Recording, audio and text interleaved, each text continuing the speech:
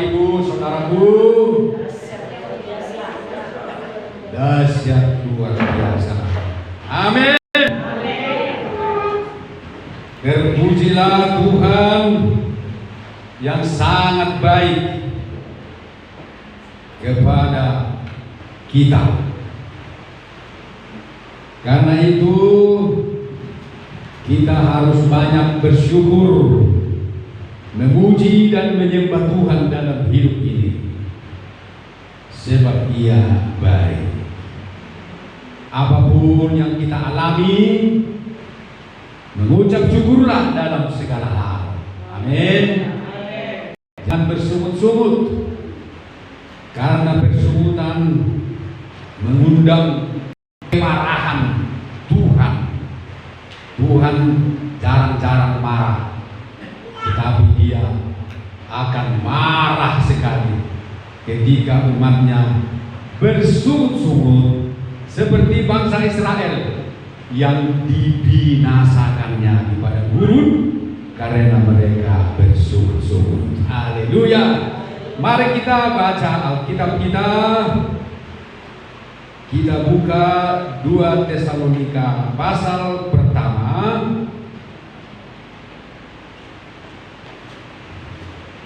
ayat 1 sampai 5. Haleluya. Mari kita baca bersama-sama dengan semangat. 1, 2, 3. Kami wajib selalu mengucap syukur kepada Allah karena kamu, saudara-saudara. Dan memang patutlah demikian, karena imanmu makin bertambah dan kasihmu seorang akan yang lain makin kuat di antara kamu. Sehingga dalam jemaat-jemaat Allah kami sendiri bermegah tentang kamu, karena ketabahanmu dan imanmu dalam segala penganiayaan dan penindasan yang kamu derita. Suatu bukti tentang adilnya penghakiman Allah yang menyatakan bahwa kamu layak menjadi warga kerajaan Allah. Kamu yang sekarang menderita karena kerajaan itu. Haleluya. Masih ingat apa yang kita baca? Haleluya. Coba diperhatikan dulu yang kita baca ini. Ya, jangan asal dibaca ya, tapi disimpan, direnungkan, dipikirkan, dicari di dalamnya apa ada kata-kata yang sepertinya menarik hati. Dari ayat ini adakah yang menarik di hati ibu bapak saudara sekalian? Semua menarik, yang namanya firman Tuhan. Tapi kita akan membaca kembali ayat 5. Suatu bukti tentang adilnya penghakiman Allah yang menyatakan bahwa kamu layak menjadi warga kerajaan Allah, kamu yang sekarang menderita karena kerajaan itu, yaitu kata kamu layak menjadi warga kerajaan Allah. Jemaat ini layak, mereka layak menjadi warga kerajaan Allah. Untuk layak menjadi warga negara Indonesia, banyak hal yang kita harus lakukan. Ya. Tetapi ini bukan layak menjadi warga negara Indonesia. Tetapi di sini layak menjadi warga kerajaan Allah. Luar biasa.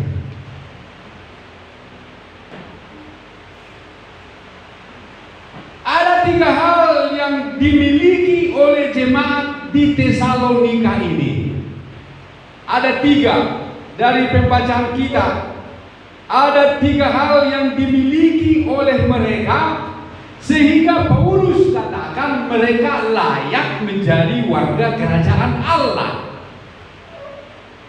Dan ketiga hal yang akan saya sampaikan ini harus juga kita miliki sebagai gereja Tuhan. Yang pertama adalah bahwa mereka memiliki atau iman mereka makin bertambah. Itu yang pertama. Ya, kami wajib selalu mengucap syukur kepada Allah karena kamu saudara-saudara, dan memang patutlah demikian karena imanmu makin bertambah. Jadi Paulus bersyukur karena jemaat itu imannya makin bertambah.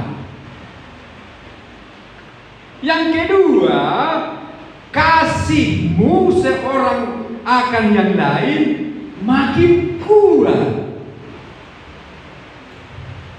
Amin. Kasih mereka itu sesama mereka makin kuat. Itu yang kedua. Dan yang ketiga adalah ketabahan dalam penderitaan. Atau boleh saya katakan, yang ketiga yang membuat mereka layak menjadi warga kerajaan Allah adalah karena mereka menderita. Amin. Pembagian dong membagi kata penderitaan. Iya, kan di sini dikatakan dalam ayat 5 terakhir yang menyatakan bahwa kamu layak menjadi warga kerajaan Allah, kamu yang sekarang menderita. Jadi poin yang ketiga yang layak menjadi warga kerajaan Allah yaitu kamu, kita yang sekarang menderita. Menderita karena kerajaan Allah. Dan ayat 4 mengatakan sehingga dalam jemaat-jemaat Allah kami sendiri bermegang tentang kamu karena ketabahanmu dan imanmu dalam segala penganiayaan, ketabahan dan imanmu dalam segala penderitaan, dalam segala penindasan.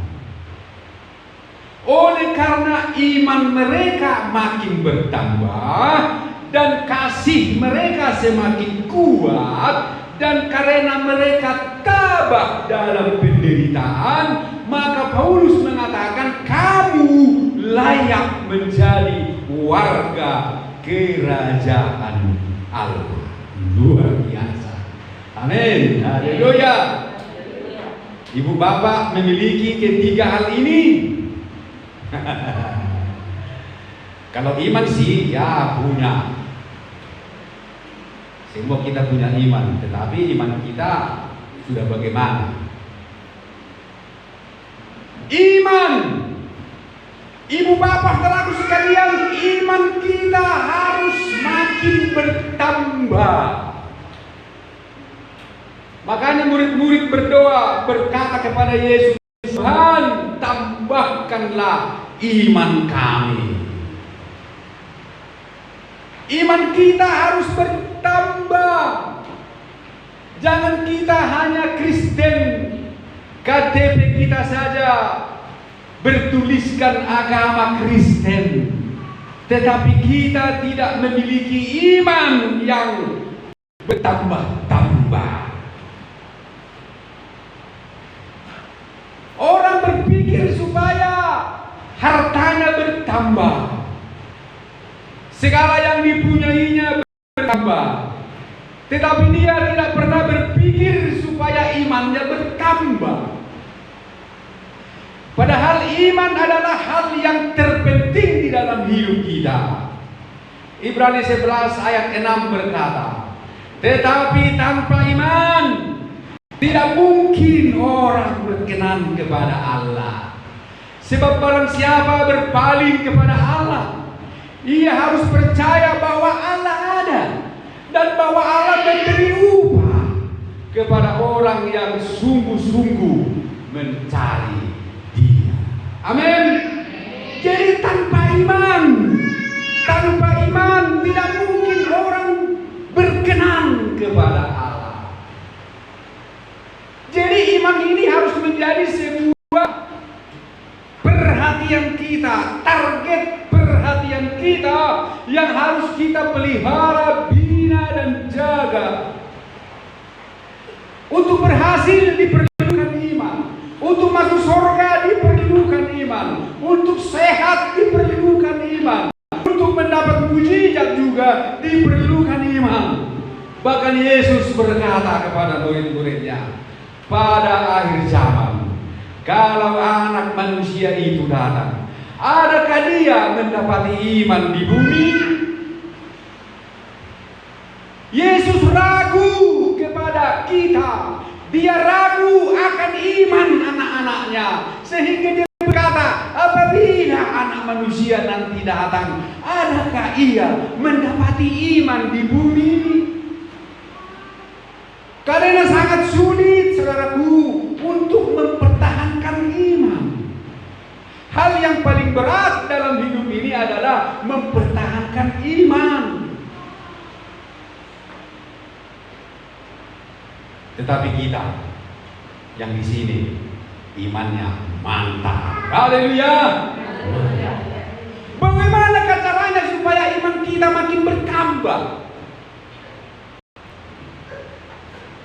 Kita harus melakukan firman Tuhan dalam Ibrani 10 ayat 25. Janganlah kita menjauhkan diri dari pertemuan-pertemuan ibadah kita seperti dibiasakan oleh beberapa orang, tetapi marilah kita saling menasihati dan semakin giat melakukannya menjelang hari Tuhan yang bagaimana? Yang mendekat. Jadi supaya iman kita bertambah, kita harus beribadah. Haleluya. Memang atau masih ribu-ribu untuk ibadah? Memang itu. Iya kan? Atau boleh, mari kita baca. Jangan ikut kita baca. Ibrani 10 ayat 22 lah. Itu kan tadi ayat 25. Ayat 22 lah dulu, supaya ini pas. Ibrani 10 ayat 22. Karena itu, marilah kita menghadap Allah dengan hati yang tulus ikhlas dan keyakinan iman yang teguh. Oleh karena hati kita telah dibersihkan dari hati nurani yang jahat dan tubuh kita telah dibasuh dengan air yang murni. Jadi supaya iman kita makin teguh, supaya iman kita makin kokoh, kita harus menghadap Allah. Haleluya. Menghadap Allah dalam ibadah.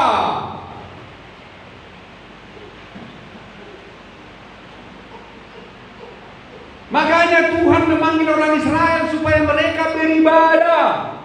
Tuhan keluarkan mereka dari Mesir supaya mereka beribadah.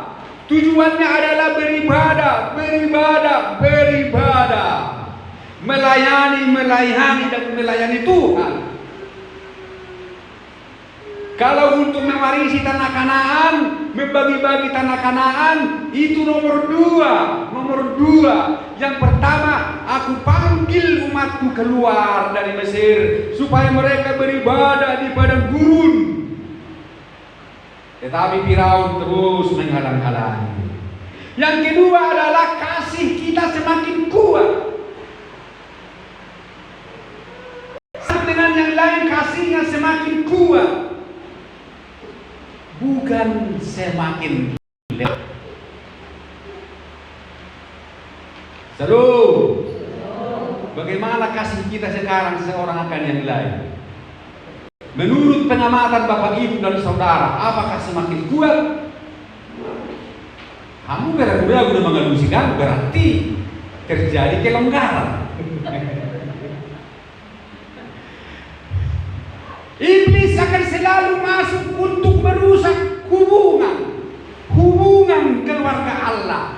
Dia akan masuk melalui siapapun supaya hubungan di dalam jemaat rusak.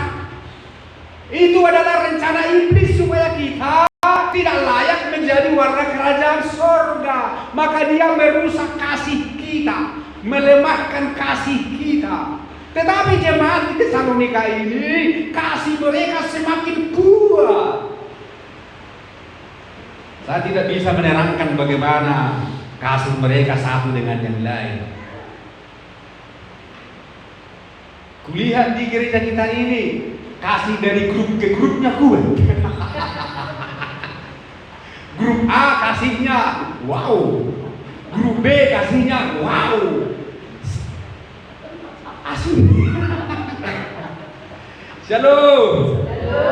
Wassalamualaikum. Kasih mereka semakin kuat, janganlah begitu.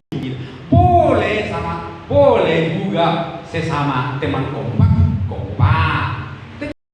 Tetap juga dibangun hubungan dengan yang lain, yang baru, yang lama.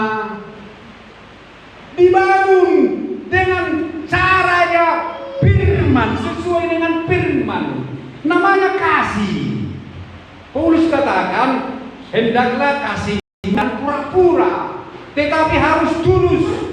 Nah, Bapak Ibu saudara sekalian, kalau kita mau masuk surga, kita harus membangun kasih.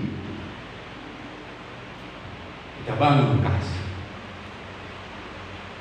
Tuhan akan mengajari kita bagaimana kita membangun kasih sehingga sesama jemaat kasihnya kuat. Ya, haleluya, kuat. Yang dimulai dari mendoakan. Ya, takuwo to, yado kita nekok kamu doamu. Kalian doakannya orang yang kalian benci. Mudah-mudahan ya. Doakan. Ini koreksi Tuhan bagi gerejanya supaya kasih kita semakin kuat. Yang ketiga adalah supaya kita tabah dalam penderitaan. Ini yang berat. Layak menjadi warga kerajaan sorga, kita harus menderita. Haleluya. Kita harus masuk dalam penderitaan. Dan dalam penderitaan itu kita harus tabah. Kita harus kuat. Bagaimana sikap kita dalam penderitaan? Karena Tuhan sudah buat ukuran untuk layak masuk surga harus menderita. Wah, banyak ayatnya dari kitab. Nanti kalau buka semua, nanti kalian jadi nggak mau lagi percaya Yesus. Karena di dalamnya berita. Paulus katakan, sebab kepada kamu tidak dikaruniakan hanya percaya saja, tetapi menderita untuk Dia. Katakan Filipi 1 ayat 21 itu, 19. Dia juga katakan kepada Timotius, memang setiap orang yang mau mengikut Kristus harus menderita. Tetapi apabila kita tabah dalam penderitaan kita tabah, maka kita layak masuk menerima kerajaan Allah. Apakah ibu bapak tidak mau masuk kerajaan Allah? Apakah ibu bapak mau di dunia ini saja? Terserah. Yang mau di dunia ini saja katakan amin. Mungkin di dunia ini sawit berbuah lebat, ya, rekening gemuk, sehingga maunya di dunia ini sajalah. Yang rekeningnya sudah kempes atau mohon Tuhan, ya kan? Apalagi yang banyak utangnya, Tuhan, roh ampun. Kalau kita memang berkeinginan masuk dalam kerajaan Allah, kita harus tabah dalam penderitaan. Siapakah di antara kita yang tidak menderita? Semua kita mengalami penderitaan.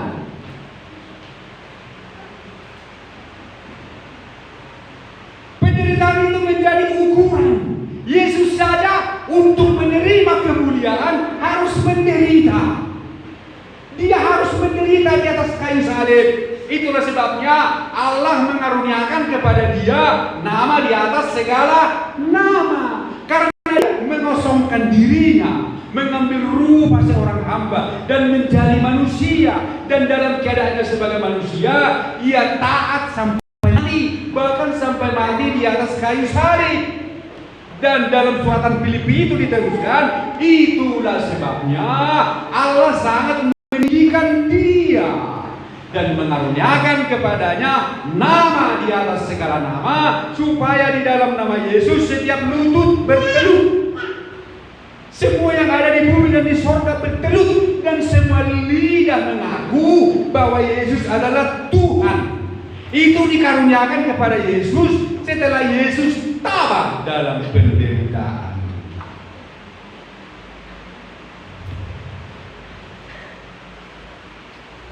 Dalam 1 Petrus, di sana ada 7 penderitaan, ujian yang dilewati oleh anak-anak Tuhan. Ya, ini satu surat ini, 1 Petrus pasal pertama sampai pasal 5. 7 penderitaan. Dimulai dari penderitaan karena ujian iman. Dalam 1 Petrus 1 ayat 6 sampai dengan ayat 8 atau 7 ya. Ini penderitaan karena ujian iman. Jadi macam-macam penderitaan yang kita alami.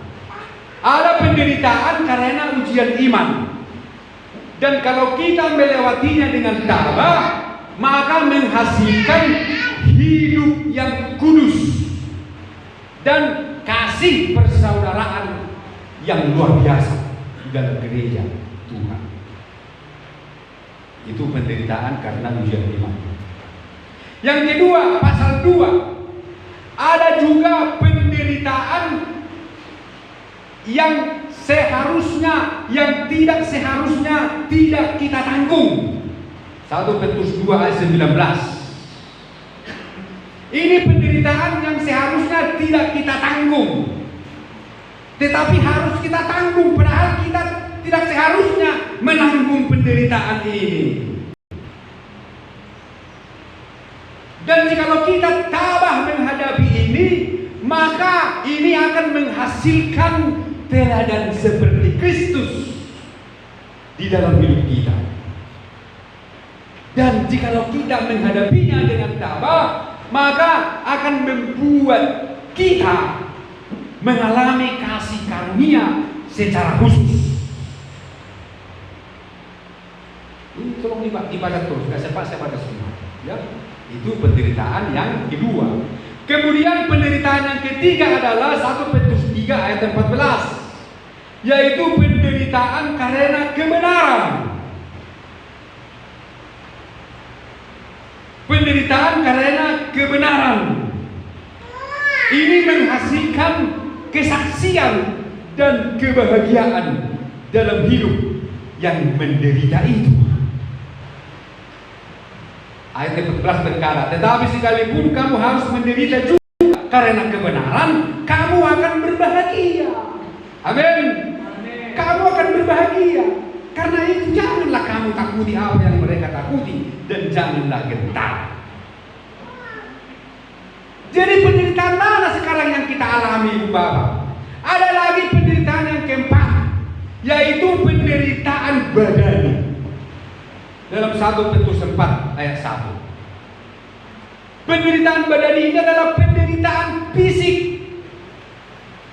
Mungkin sakit, mungkin celaka, mungkin difitnah, mungkin diejek, mungkin kemalangan, berduka cita. Dalam ayat 1 dikatakan, jadi karena Kristus telah menderita penderitaan badani, Kristus kan sudah menderita penderitaan badani, badannya disiksa, dia dihajar habis-habisan. Kamu pun harus juga mempersenjatai dirimu dengan pikiran yang demikian. Karena barang siapa telah berhenti penderitaan badani, ia telah berhenti berbuat dosa. Apa artinya ini? Jadi ada penderitaan badani, penderitaan fisik yang kita alami di dunia ini seperti sakit penyakit dan duka cita lainnya. Jikalau kita tabah menghadapinya, maka itu akan menghasilkan apa? Mati terhadap dosa. Itu akan menghasilkan kematian dalam dosa. Itu akan membuat kita disiplin, menyangkal keinginan daging. Amin. Itu penderitaan badani yang Tuhan izinkan terjadi dalam hidup kita akan membuat kita menuruti keinginan Tuhan, tidak lagi menuruti keinginan daging kita. Kita menjadi mati terhadap dosa. Makanya dikatakan di sini, barang siapa telah menderita penderitaan badani, barang siapa menderita penderitaan badani, sakit atau teradit atau kelaparan atau penderitaan fisik, ia telah berhenti berbuat dosa. Tujuannya adalah supaya kita mati terhadap dosa. Itulah makanya dalam ayat 2 dikatakan, sebab ayat 2, supaya waktu yang sisa jangan kamu pergunakan menurut keinginan manusia, tetapi menurut kehendak Allah. Amin. Amin.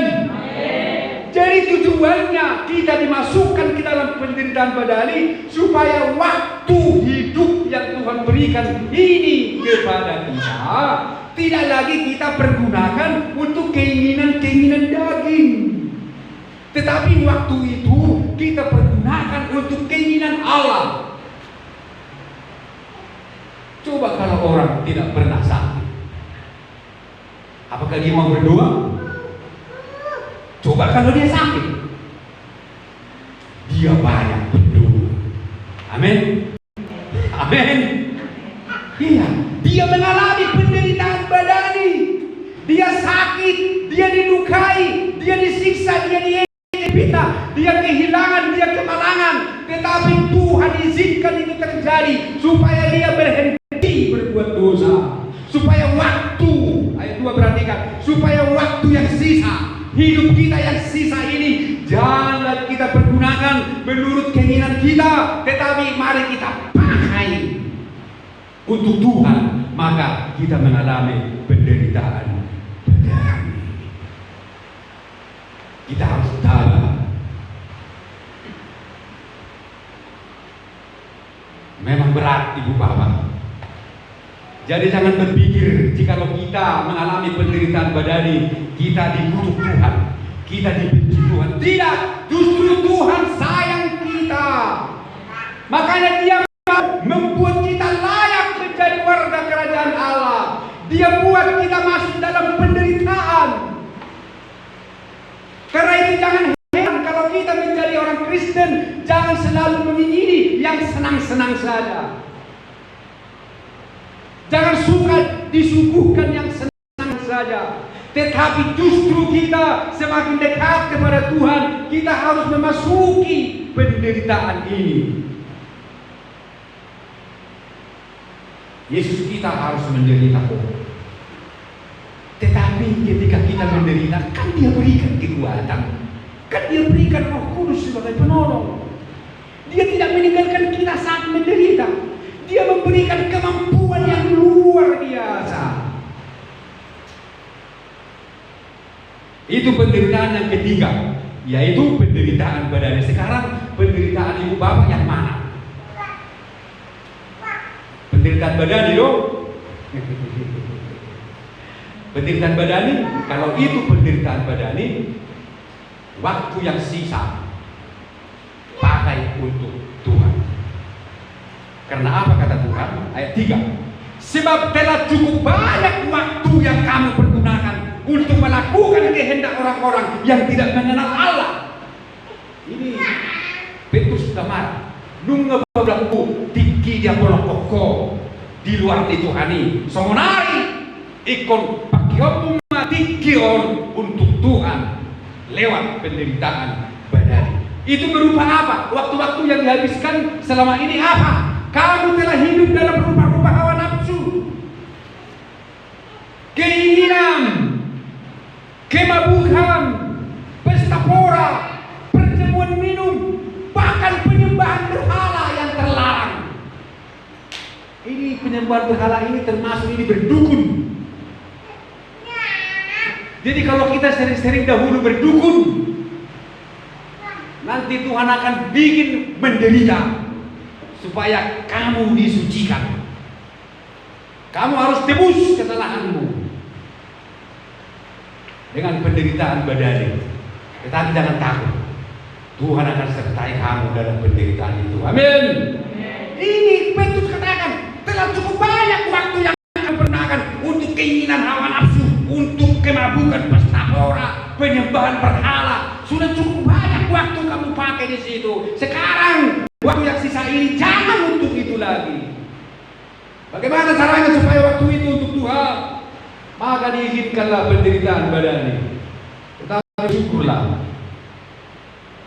karena di balik penderitaan badani ada kerajaan Allah yang menanti kita. Haleluya. Amin. Kita lanjutkan. Nomor 5 adalah penderitaan karena aniaya. 1 Petrus 4 ayat 12. Saudara-saudara yang kekasih, janganlah kamu heran akan nyala api siksaan yang datang kepadamu sebagai ujian, seolah-olah ada sesuatu yang luar biasa terjadi atas kamu. Sebaliknya bersukacitalah dan seterusnya. Ini penderitaan karena aniaya. Bila kita tabah menghadapinya, maka itu akan menghasilkan kebahagiaan. Kebahagiaan tersendiri dalam diri kita. Amin. Yang keenam adalah penderitaan karena menggembalakan kawanan domba. Ini adalah khusus bagi hamba-hamba Tuhan. Ayat 5, 1 Petrus 5. Aku menasihatkan para penatua di antara kamu, aku sebagai teman penatua dan saksi pendeta yang juga akan mendapat bagian dalam kemuliaan yang akan dinyatakan kelak. Gembalakanlah kawanan domba Allah yang ada padamu, jangan dengan paksa, tetapi dengan sukarela, sesuai dengan kehendak Allah, dan jangan karena mau mencari keuntungan, tetapi dengan pengabdian diri. Janganlah kamu berbuat seolah-olah kamu memerintah mereka yang dipercayakan kepadamu, tetapi adalah kamu menjadi teladan bagi kawanan domba itu. Maka kamu apabila gembala agung datang, kamu akan menerima mahkota kemuliaan yang tidak dapat lagi. Ini penderitaan karena menggembalakan kawanan domba dengan cara yang benar dan tulus, dan ini akan menghasilkan mahkota kemuliaan. Amin. Ini khusus bagi para gembala. Jadi jangan dikira hanya jemaat yang menderita. Gembala juga ada penderitaannya khusus. Amin. Amin. Ini gembalakan, tetapi dalam menggembalakan harus dengan tulus. Jangan tipu-tipu. Jadi gembala itu juga mengalami penderitaan oleh karena domba-domba itu suka juga melawan. Tapi di sini tidak, semua baik-baik. Itu pertama, penderitaan gembala kalau domba melawan. Yang kedua, penderitaan gembala adalah kalau domba itu pelit. Itu yang membuat gembala menderita. Kalau gembala itu melayani dengan tulus, dengan cara yang benar, dia tidak akan mendapat apa-apa. Tetapi kalau dia menggembalakan dengan tipu-tipu, dengan kata-kata yang muluk-muluk dan berbagai macam ilmu dan motivasi, maka akan membuat jemaat emosi dan berkorban. Tetapi bukan dari dorongan firman, tetapi karena pintarnya dia bersilat kata, seperti dia pintar mencari proposal keluar. Sama jemaat pun dia bikin proposal dengan kata-kata yang khas dan memukau. Makanya dikatakan di sini, Petrus katakan, jangan dengan paksa, jangan mencari keuntungan, tetapi dengan pengabdian diri. Jadi sering gembala di desa-desa. Ini di desa-desa. Kalau dulu saya ada gembala, saya lihat di kampung-kampung sudah miskin gembala itu, kurus lagi, hitam lagi. Rumahnya pun, gerejanya pun reok. Anak-anaknya pun tak ada yang sekolah. Menderita sekali. Dia menderita karena jemaahnya pun ya begitu juga miskin-miskin. Atau juga jemaahnya pun tidak mau berkorban memperhatikan gembala. Gembalanya pun tidak pernah diperhatikan oleh jemaahnya, maka dia menderita. Tidak bisa sekolahkan anak. Tetapi kalau di kota gembala mentereng semua. Amin. Itu penderitaan. Tetapi kalau gembala itu setia dan tabah menghadapinya, maka tersedia baginya mahkota kemuliaan. Haleluya. Iya, mahkota kemuliaan. Kadang secara fisik kita melayani ini tidak mendapat apa-apa, Ibu Bapak. Kalau secara fisik kadang dalam penggembalaan kita tidak mendapat apa-apa.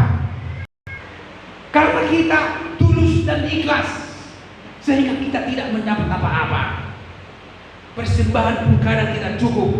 Itu maksud saya di sana ya, bukan di sini. Kalau di sini makanya bisa beli mobil. Amin. Terus. Itu kolang katok dulu kamu kan, terima sonok kamu, kuangkat terus. Itu di sana itu ya. Kalau gembala itu tulus ikhlas, dia tidak mendapat apa-apa. Tapi kalau dengan tipu-tipu, mungkin dia bisa melimpah. Tetapi Bapak Ibu saudaraku sekalian, yang ketujuh, serangan iblis. Ini penderitaan karena serangan iblis. 1 Petrus 5 ayat 7. Ya, janganlah segala kekotoran kepadanya, sebab dia yang melihara kamu. Sadarlah dan berjaga-jagalah. Lawanmu si iblis berjalan keliling sama seperti singa yang mengaum-ngaum dan mencari orang yang dapat ditelannya. Lawanlah dia dengan iman yang teguh, sebab kamu tahu bahwa semua saudaramu di seluruh dunia menanggung penderitaan yang sama, dan Allah sumber segala kasih karunia yang telah memanggil kamu dalam Kristus kepada kemuliaan yang kekal, akan kami meneguhkan, menguatkan dan mengokohkan kamu sesudah kamu menderita seketika lamanya. Ini penderitaan yang ketujuh adalah penderitaan karena serangan iblis. Nah ini juga harus kita hadapi dengan tabah.